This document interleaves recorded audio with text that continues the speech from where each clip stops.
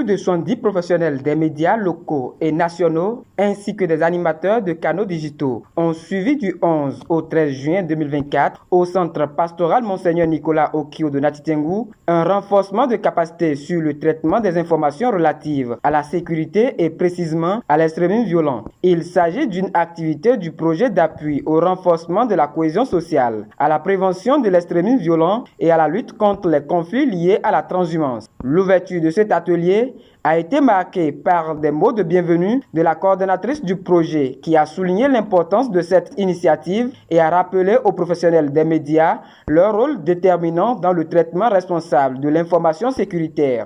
Le secteur de la communication, comme vous le savez, est très dynamique.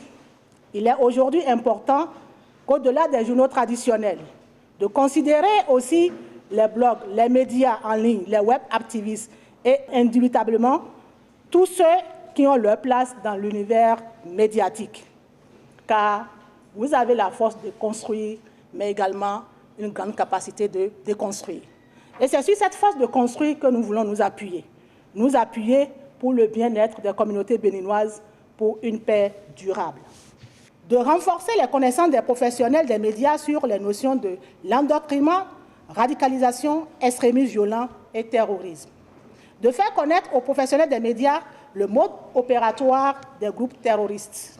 Rappelez aux professionnels des médias que vous êtes votre responsabilité dans la collecte, le traitement, la diffusion des données concernant les questions sécuritaires en matière d'extrémisme violent et de terrorisme. Le directeur départemental de la police républicaine à Takora a également pris la parole pour rappeler aux professionnels des médias l'appui indispensable qu'ils doivent apporter aux forces de défense et de sécurité pour contrer les menaces actuelles. Il est question que vous nous appuyez sur ce que nous faisions pour que la population comprenne que c'est une lutte commune et la menace n'est pas aussi dangereuse, aussi grave telle que nous l'entendions ailleurs. Madame Ludi Chabina Déré, préfet de la Takora, a salué l'initiative et a exprimé sa reconnaissance au gouvernement et au projet pour avoir choisi la ville de Natitengu pour la tenue de cette formation. Elle a souligné l'importance de former les acteurs des médias sur les questions sécuritaires. Le département de la Takora est honoré d'abriter cette rencontre de haute portée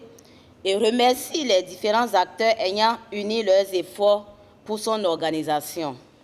Je voudrais en cette précieuse circonstance présenter mes vœux de bienvenue et de bon séjour à toutes les délégations ayant effectué le déplacement de Natitengu. Les participants ont eu droit à des communications sur divers aspects de traitement de l'information sécuritaire, suivis de riches discussions et de travaux en groupe portant sur des cas pratiques. Cet atelier a été ainsi non seulement un moment d'apprentissage intensif, mais aussi de suggestions et de recommandations entre les médias et les spécialistes des questions sécuritaires. À la fin de cet atelier, les participants expriment leur satisfaction quant aux connaissances acquises et soulignent l'importance de telles initiatives pour renforcer le professionnalisme des médias dans le traitement des questions sécuritaires. À travers cette formation, j'ai compris qu'il était encore plus sensible de faire très attention aux mots que nous utilisons dans la mise en œuvre de nos activités parce que ces mots peuvent être banals, mais peuvent avoir un impact très significatif sur la vie de la population. Et c'est dans ce sens que je trouve que cette formation était très intéressante. Je voudrais proposer à 3 niveaux des recommandations. La première recommandation, c'est de renforcer la capacité de façon thématique aux spécialistes qui apportent les formations. Je veux parler des journalistes, des animateurs, leurs responsables, rédacteurs en chef de ce programme. Parce que chacun d'entre eux a une information à partager avec la population. Et chaque fois qu'une information est mal partie, nous n'avons pas la possibilité de la maîtriser une fois que la population en fait. Donc, tous les agents qui travaillent dans les radios ont besoin de ce renforcement de capacité.